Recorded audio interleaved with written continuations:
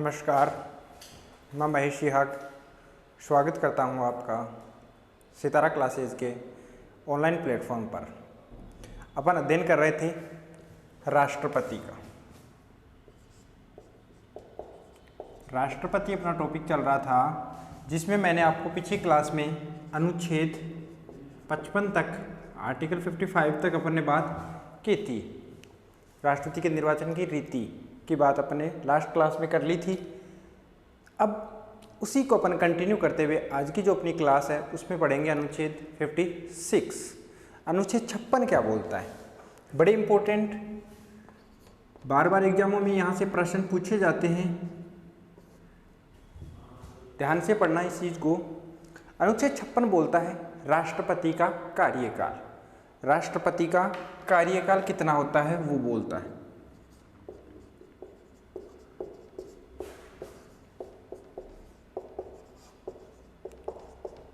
प्रश्न यहां से सीधा पूछता है राष्ट्रपति का कार्यकाल कितना होता है, राष्ट्रपति का कार्यकाल किस अनुच्छेद में निहित है, अनुच्छेद 56 में क्या है, तो सारे प्रश्न यहां से कवर करेंगे अपन।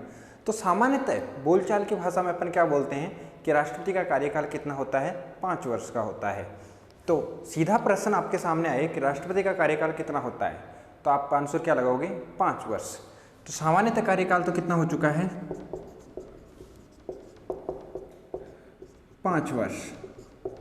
लेकिन ये 5 वर्ष कब से होता है, कब से प्रारंभ होता है? एक तो राष्ट्रपति का कोई कैंडिडेट चुनाव लड़ता है तब से, या राष्ट्रपति का चुनाव लड़ते ही उसका 5 वर्ष का टाइम पीरियड है वो शुरू हो जाता है, या शपथ ग्रहण करते ही शुरू हो जाता है, अर्थात पद ग्रहण करते ही। तो ये 5 वर्ष का जो टाइम पीरियड है ये कब से शुरू होता है और कब तक चलता है, इसकी अपन बात करेंगे इसमें। तो ध्यान से देखना, राष्ट्रपति का जो 5 वर्ष का कार्यकाल होता है वो उसके पद ग्रहण की तिथि से प्रारंभ होता है, या पद ग्रहण की तिथि से 5 वर्ष तक राष्ट्रपति अपने पद पे बना रहता है। ध्यान से समझ लेना इस लाइन को, क्योंकि ये आजकल एग्जाम में ये 5 वर्ष वाला तो पूछता है, लेकिन थोड़ा सा डिफिकल्ट अगर प्रश्न बनाना चाहे यहाँ पे तो बन सकता है कि कब से प्रारंभ होता है, चुनाव लड़ते ही, या चुनाव जीतते ही, या पद ग्रहण करते ही। तो उस चीज़ पे आपको ध्यान देना है। तो राष्ट्रपति का कार्यकाल होता है पद ग्रहण की तिथि से 5 वर्ष तक। क्या बोलता है यहाँ पे, पद ग्रहण की तिथि से 5 वर्ष तक। इस चीज को आप ध्यान से पढ़ लेना कि पद ग्रहण की तिथि से 5 वर्ष तक राष्ट्रपति का कार्यकाल होता है, ना कि चुनाव लड़ते ही और ना कि चुनाव जीतते ही। तो होता सामान्यतः 5 वर्ष है। अनुच्छेद कौन सा, 56।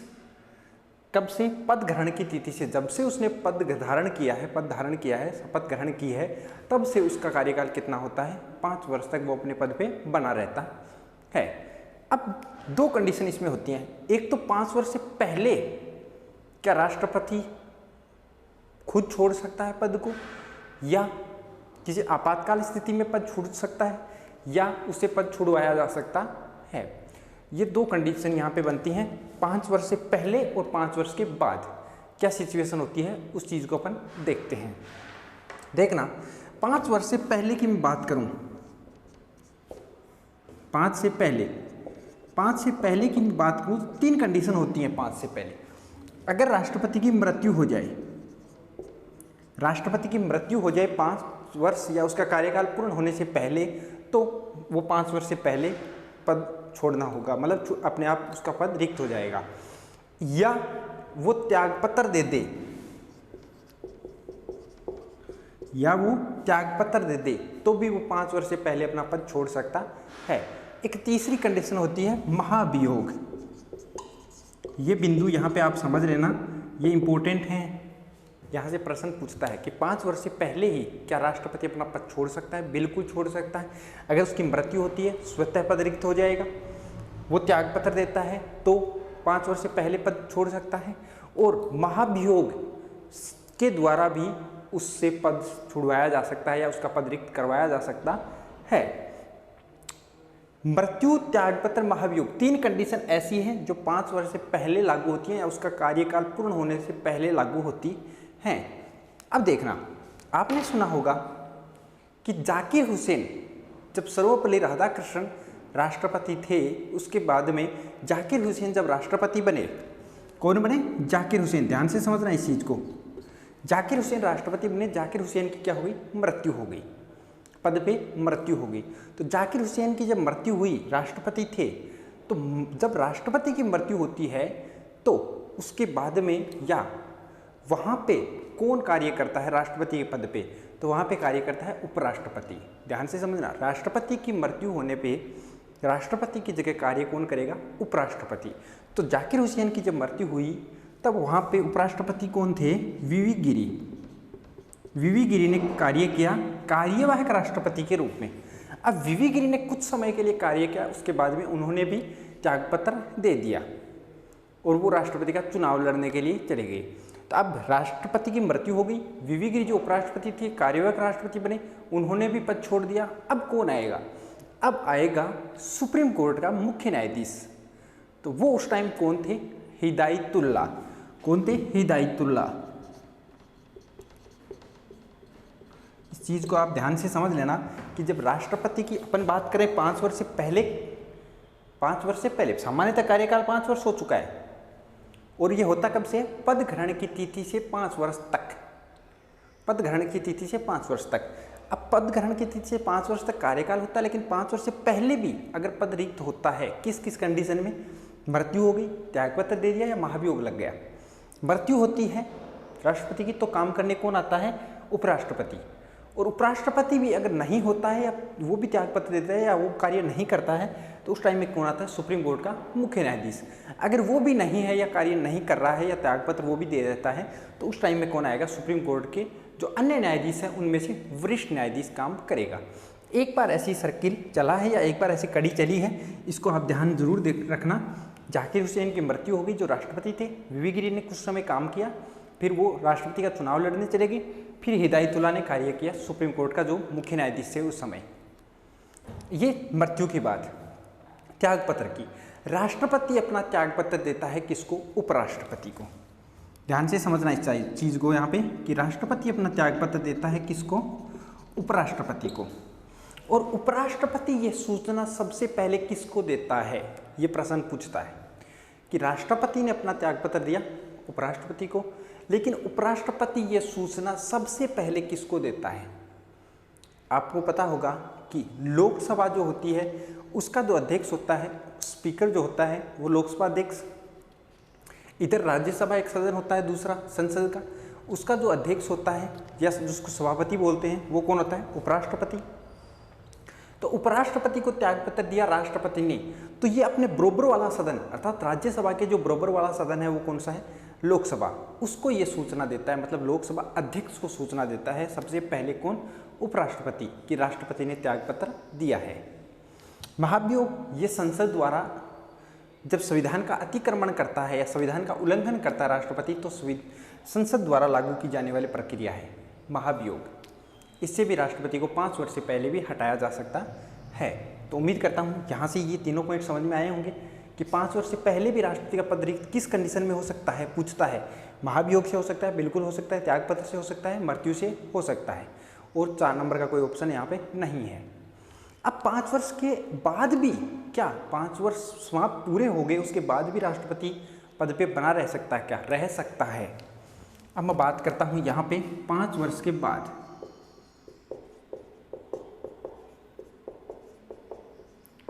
किस कंडीशन में?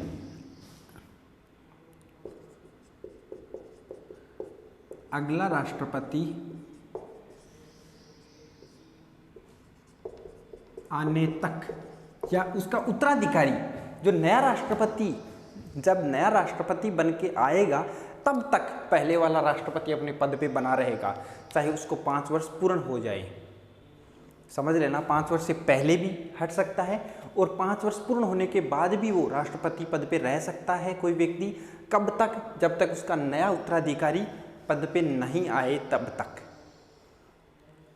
अर्थात अगला राष्ट्रपति आने तक जो पहले का राष्ट्रपति है वो 5 वर्ष के बाद भी अपने पद पे बना रहता है। तो उम्मीद करता हूँ अनुच्छेद 56 आपको समझ में आया होगा। यहाँ पे कोई किसी प्रकार की प्रॉब्लम नहीं है। स्क्रीनशॉट ले लेना, इसके नोट्स बनाना, आप जरूर लिखना, बार बार इस चीज़ को पढ़ना, यहाँ से कवर हो जाएगा। जो भी प्रश्न आएगा दोबारा समझ लेना। अनुच्छेद 56 राष्ट्रपति का कार्यकाल की बात करता है। अनुच्छेद 56 सामान्यतः राष्ट्रपति का कार्यकाल होता है 5 वर्ष। ये 5 वर्ष कब से होता है? पद ग्रहण की तिथि से 5 वर्ष तक राष्ट्रपति अपने पद पे बना रहता है।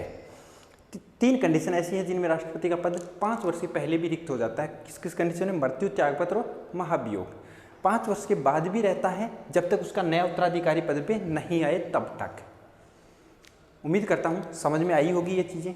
आगे चलता हूँ अनुच्छेद 57 की तरफ। अनुच्छेद 57 की मैं बात करूँ, 57 क्या बोलता है? आर्टिकल 57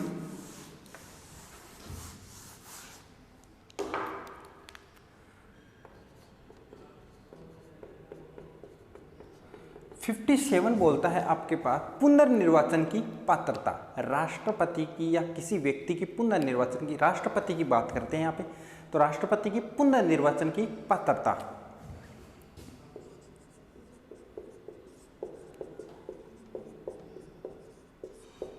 पुनर्निर्वाचन की पात्रता अर्थात भारत में कोई व्यक्ति जितनी बार चाहे उतनी बार राष्ट्रपति बन सकता है। मैंने आपको बताया था जब ट्रिक में सबसे पहली अपनी राष्ट्रपति क्लास हुई थी, उसमें एक ट्रिक बताई थी मैंने अनुच्छेदों को याद करने की। अगर वो क्लास आपने नहीं देखी है तो वो प्लेलिस्ट में जाके वो क्लास ज़रूर देखना, क्योंकि वो क्लास बेहद ही इंपॉर्टेंट है। वहीं से आपको सारी चीज़ें समझ में आएंगी। तो मैंने क्या बताया था? दोबारा, इसका मैंने क्या बताया था? दोबारा अर्थात भारत में कोई व्यक्ति जितनी बार चाहे दोबारा भी राष्ट्रपति बन सकता है। जितनी बार चाहे उतनी बार। एक व्यक्ति एक बार राष्ट्रपति बन गया, वो दोबारा भी बन सकता है, 3 बार भी बन सकता है, 4 बार भी बन सकता है, जितनी बार चाहे उतनी बार। लेकिन ये प्रश्न क्यों बनता है? ये प्रश्न क्यों इंपॉर्टेंट है? ये प्रश्न इसलिए इंपॉर्टेंट है कि एक बार प्रश्न पूछा जा चुका है कि अमेरिका में कोई व्यक्ति कितनी बार राष्ट्रपति बन सकता है। तो अमेरिका में कोई व्यक्ति अधिकतम 2 बार राष्ट्रपति बन सकता है या राष्ट्रपति निर्वाचित हो सकता है। लेकिन भारत में ऐसा नहीं है। भारत में कोई व्यक्ति जितनी बार चाहे कितनी भी बार बनो, 2 बार, दोबारा का मतलब है दोबारा भी मतलब 2 बार भी, 3 बार भी, 4 बार भी, जितनी बार चाहे उतनी बार राष्ट्रपति बन सकता है। लेकिन अमेरिका यहाँ पे रोक लगाता है कि 2 बार ही हमारे यहाँ पे राष्ट्रपति बनेगा। तो अमेरिका में तो 2 बार है, लेकिन भारत में ऐसा कोई प्रावधान नहीं किया गया है संविधान में कि अपन बोल सकते हैं कि 3 बार बनेगा या 2 बार बनेगा। तो उम्मीद करता हूँ अनुच्छेद 57 में किसी प्रकार की कोई प्रॉब्लम नहीं है। अनुच्छेद 57 बोलता है दोबारा भी, अर्थात पुनर्निर्वाचन की पात्रता। अगर कोई व्यक्ति योग्य है तो वो 2 बार नहीं, 3 बार नहीं, 5 बार नहीं, जितनी बार चाहे उतनी बार राष्ट्रपति बन सकता है। इस बारे में संविधान मौन है, यहाँ संविधान कुछ नहीं बोलता, किसी प्रकार की कोई रोक की बात नहीं की गई है। लेकिन नोट लगा के ये चीज़ जरूर याद रखना कि अमेरिका में कोई व्यक्ति अधिकतम 2 बार राष्ट्रपति बन सकता है। आगे चलते हैं अनुच्छेद 58 की तरफ। ये बेहद इंपॉर्टेंट है। अनुच्छेद 58 इंपॉर्टेंट है। अनुच्छेद 58 क्या बोलता है? राष्ट्रपति की योग्यता। राष्ट्रपति की योग्यता, क्वालिफिकेशन की यहाँ पे बात की गई है। योग्यता की यहाँ पे बात की गई है। योग्यता क्या होनी चाहिए? अगर कोई व्यक्ति भारत का राष्ट्रपति बनना चाह रहा है तो उसमें कौन कौन सी योग्यताएं होनी चाहिए, उन योग्यताओं की यहाँ पे बात करता है। तो ध्यान से समझना, इन योग्यताओं से प्रश्न पूछा जाता है। सबसे पहले बिल्कुल इजी योग्यता है, लेकिन यहाँ से प्रश्न पूछा जाता है, भारत का नागरिक हो।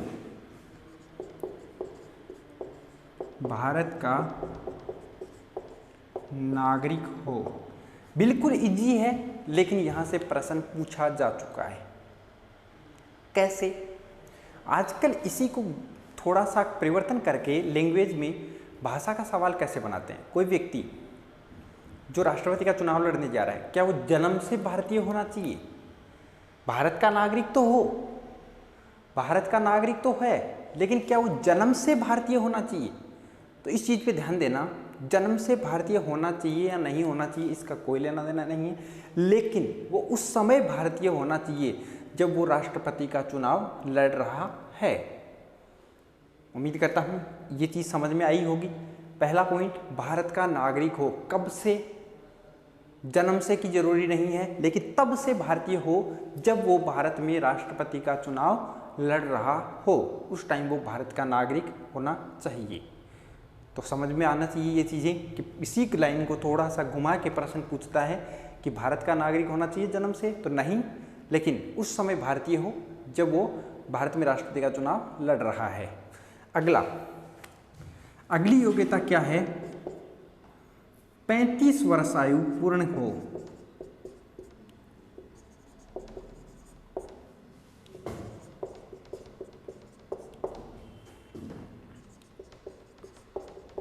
अर्थात न्यूनतम उम्र, जो व्यक्ति भारत में राष्ट्रपति का चुनाव लड़ने चाह रहा है उसकी न्यूनतम उम्र, कम से कम उम्र कितनी होनी चाहिए? 35 वर्ष होनी आवश्यक है। अगर वो 35 ईयर्स ओल्ड नहीं है, 35 वर्ष का नहीं है, तो वो राष्ट्रपति का चुनाव नहीं लड़ सकता। नंबर 3 योग्यता क्या है कि लोकसभा का सदस्य निर्वाचित होने के योग्य हो। ये भी बेहद इंपॉर्टेंट है। लोकसभा का सदस्य निर्वाचित होने के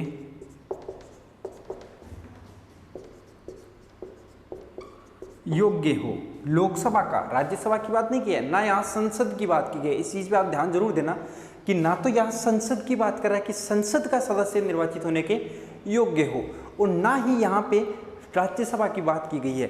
केवल और केवल किसकी बात कर रहा है? लोकसभा की बात कर रहा है कि लोकसभा का सदस्य निर्वाचित होने के योग्य हो। तो इस पॉइंट पे आप जरूर ध्यान लगाना। यहाँ हर एक लाइन से प्रश्न पूछा जा चुका है, हर एक योग्यता से प्रश्न पूछा जा चुका है। यहाँ पे भारत का नागरिक हो, इससे प्रश्न आ चुका है।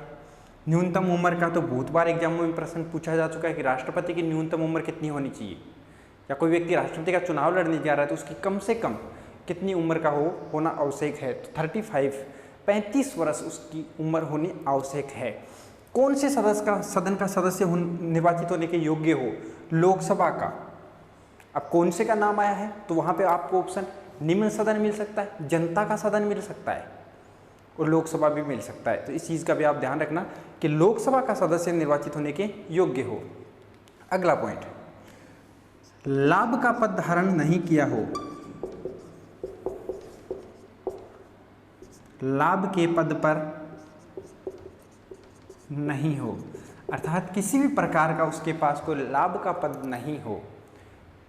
मान लो पहले वो लोकसभा का सदस्य है, राज्यसभा का सदस्य है, कि राज्य के विधान मंडल में किसी भी सदन का सदस्य है, तो उसे राष्ट्रपति का पद ग्रहण करने से पूर्व उन सदनों में त्याग पत्र देना आवश्यक है।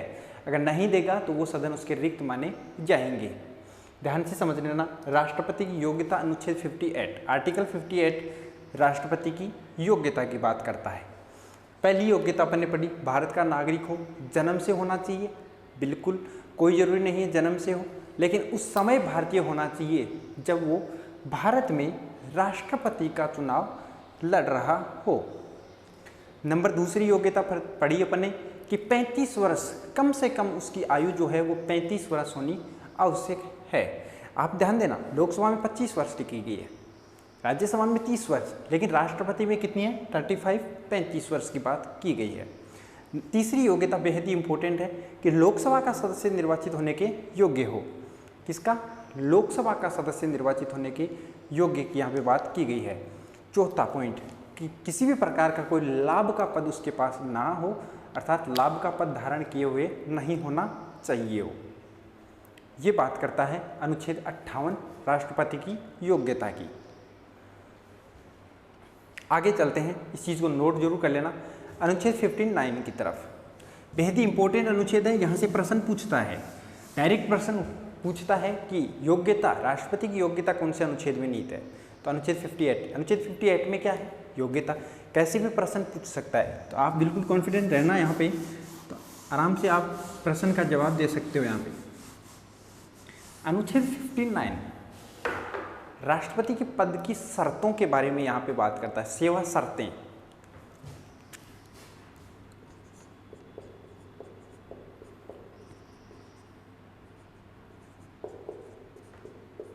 शर्तों की यहाँ पे बात की गई है। कंडीशन, शर्त, सेवा शर्तें, अनुच्छेद 59 कौन कौन सी शर्तों की यहाँ पे बात की गई है। तो सबसे पहले मैं आपको बताऊं, राष्ट्रपति जो बनेगा या राष्ट्रपति कोई व्यक्ति है तो वो बिना किराया चुकाए सरकारी जो आवास है या शासकीय जो आवास है उसका उपयोग करेगा।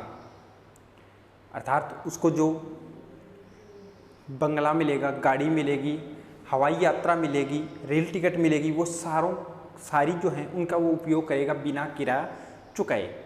किसी भी प्रकार का उसको कोई भी किराया देने की आवश्यकता नहीं है। तो सेवा शर्तें की बात करें तो नंबर 1 पॉइंट क्या आएगा यहाँ पे कि बिना किराया चुकाए शासकीय आवास का उपयोग करेगा।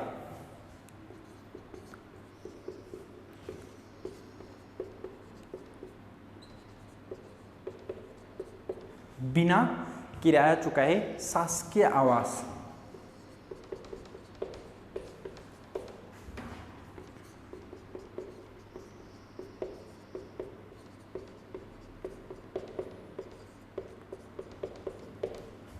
इन पॉइंटों को थोड़ा सा ध्यान जरूर रखना, क्योंकि अनुच्छेद 59 जो शर्तों के बारे में बोलता है वो यही कंडीशन है, यही शर्तें हैं कि बिना किराया चुकाए वो किराया नहीं देगा, किसी भी प्रकार का कोई किराया नहीं देगा और वो उनके जो आवास है उनका उपयोग करेगा। जो उनको मिले हुए हैं राष्ट्रपति पद के जो आवास हैं वो उनका प्रयोग बिल्कुल करेगा बिना किराया चुकाए।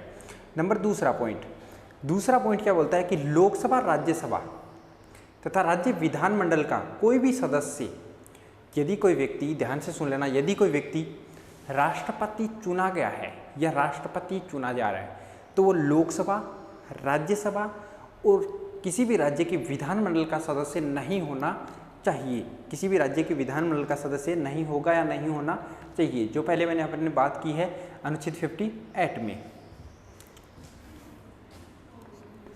राष्ट्रपति चुने जाने वाला व्यक्ति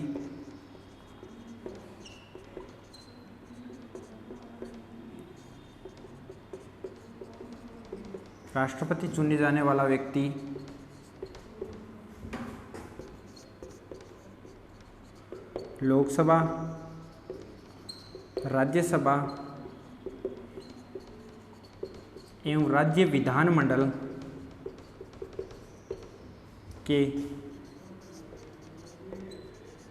किसी भी सदन का सदस्य नहीं होगा। अर्थात अगर उसके पास पहले कोई व्यक्ति जो राष्ट्रपति अभी चुना गया है वो या तो लोकसभा से या राज्यसभा के या किसी राज्य के विधानमंडल में अगर वो चुना जा चुका है पहले, तो राष्ट्रपति बनते ही उसका वो पहले वाला पद रिक्त समझा जाएगा।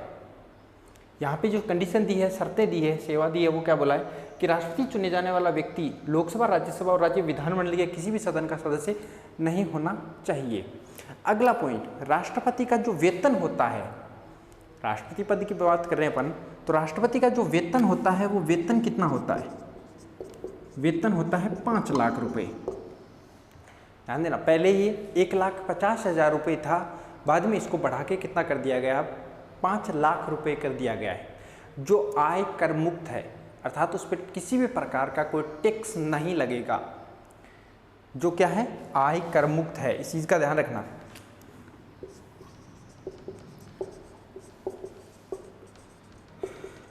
किसी भी प्रकार का कोई टैक्स नहीं लगेगा। ध्यान से देखना, सेवा शर्तें की अपन बात करें, बिना किराया चुकाए वह शासकीय आवास का उपयोग करेगा, किसी प्रकार का कोई किराया नहीं देना है उसको। राष्ट्रपति चुने जाने वाला व्यक्ति लोकसभा, राज्यसभा और राज्य विधानमंडल के किसी भी सदन का सदस्य नहीं होना चाहिए। अगला पॉइंट बोलता है राष्ट्रपति का जो वेतन होता है वो कितना होता है, 5 लाख रुपए। और राष्ट्रपति को जो वेतन दिया जाता है वो किस निधि से दिया जाता है, यहाँ से एक प्रश्न पूछता है, किस निधि से दिया जाता है? वो राष्ट्रपति को जो वेतन दिया जाता है वो भारत की संचित निधि से।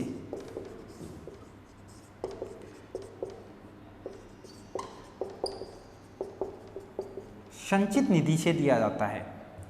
ये प्रश्न पूछता है कि संचित निधि से भारत के राष्ट्रपति को वेतन दिया जाता है। अगला इसी में जो एक पॉइंट आता है वो पॉइंट क्या बोलता है कि राष्ट्रपति का जो वेतन है 5 लाख रुपए, उसमें किसी भी प्रकार की या किसी भी कंडीशन में कटौती नहीं की जा सकती। किसी भी प्रकार की किसी भी कंडीशन में कटौती नहीं की जा सकती। तो ध्यान से समझ लेना, अनुच्छेद 59 की बात करें अपन तो राष्ट्रपति की सेवा की या शर्तों की बात की गई है कि राष्ट्रपति किस शर्त पे या राष्ट्रपति के पद की क्या क्या शर्तें हैं उसकी बात की गई है। तो राष्ट्रपति बिना किराया चुकाए किसी प्रकार का कोई किराया वहन नहीं करेगा या किराया नहीं देगा।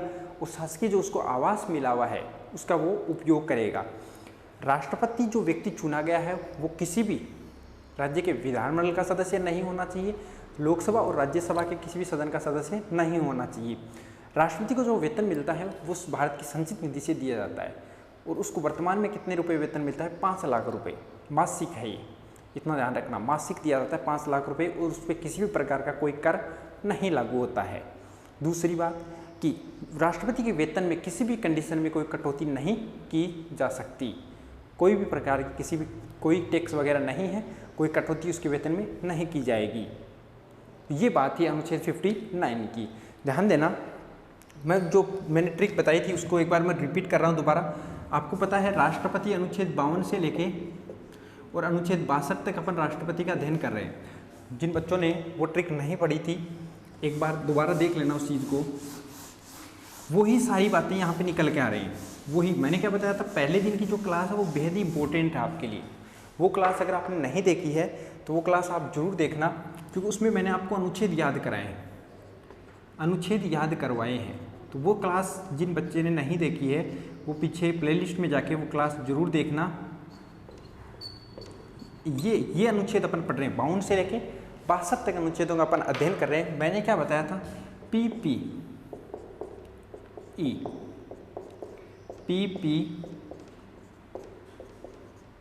दुर्योधनम, और यहाँ पे मैंने क्या बोला था 62 में खाली छोड़ दो, कुछ नहीं आ रहा है खाली छोड़ दो। पहले पी का मतलब मैंने बताया था पद, इस पी का मतलब पावर शक्ति, ई का मतलब इलेक्शन चुनाव, यहाँ पी का मतलब प्रोसेस चुनाव की प्रक्रिया, इस पी का मतलब पीरियड कार्यकाल। जो अपन ने अभी अनुच्छेद 56 पढ़ा है उसमें पीरियड कार्यकाल ही तो पढ़ा है। अनुच्छेद 57 में पुनर्निर्वाचन की पात्रता, अर्थात जो पढ़ा है अपन ने कि दोबारा भी कोई व्यक्ति भारत में जितनी बार चाहे उतनी बार राष्ट्रपति बन सकता है। अनुच्छेद 58 योग्यता, योग्यता क्या होगी उसकी। अनुच्छेद 59 अपने पढ़ा है दशा, कंडीशन, शर्त, शर्तें तो पढ़ी है। 60 में आगे आएगा नए से न्यायालय, नए से क्या आएगा, न्यायालय, अर्थात मैंने क्या बोला था कि न्यायालय राष्ट्रपति को यहाँ क्या दिलाएगा, सुप्रीम कोर्ट का मुख्य न्यायाधीश शपथ दिलाएगा। क्या दिलाएगा, शपथ दिलाएगा। और मैं का मतलब यहाँ आएगा अपने आगे महाभियोग। और 62 अनुच्छेद 62 वो क्या बोलता है कि राष्ट्रपति का पद अगर रिक्त है या किस किस कंडीशन में राष्ट्रपति का पद रिक्त होता है, राष्ट्रपति के पद से रिक्ति से संबंधित है अनुच्छेद 62। तो ये अपने अनुच्छेद 3 और अनुच्छेद बचे हैं। उसके बाद 63 में क्या आएगा, उपराष्ट्रपति आएगा। लेकिन इससे पहले आज तक जितने भी राष्ट्रपति बने हैं वो भी मैं आपको याद करवाऊंगा यहाँ पे। तो उम्मीद करता हूँ कि क्लास समझ में आई होगी। क्लास समझ में आई है, अगर ये किसी को प्रॉब्लम हो रही है इनमें तो पीछे की जो सबसे पहली क्लास है वो जाके जरूर देखना आप, वहाँ से आपकी सारी चीज़ें कवर हो जाएंगी और एक एक अनुच्छेद आप याद कर लोगे। और इन अनुच्छेदों में जो महत्वपूर्ण बिंदु है या इनकी गहराई में जाके जो पढ़ना है वो सारी चीज़ें अपन पढ़ रहे हैं। लेकिन सबसे पहले ऊपर से जो अपन देखें, अगर ऊपर से सवाल पूछता है कि राष्ट्रपति की योग्यता कौन से अनुच्छेद में, राष्ट्रपति पुनर्निर्वाचन की पात्रता, उसका कार्यकाल, वो सारी चीज़ें यहाँ से आप तैयार कर सकते हो, जो कि अपनी राष्ट्रपति की सबसे पहली क्लास है। तो अगर क्लास अच्छी लगी है लाइक करना, शेयर करना। ठीक है, थैंक यू, धन्यवाद। मिलते हैं नेक्स्ट क्लास में।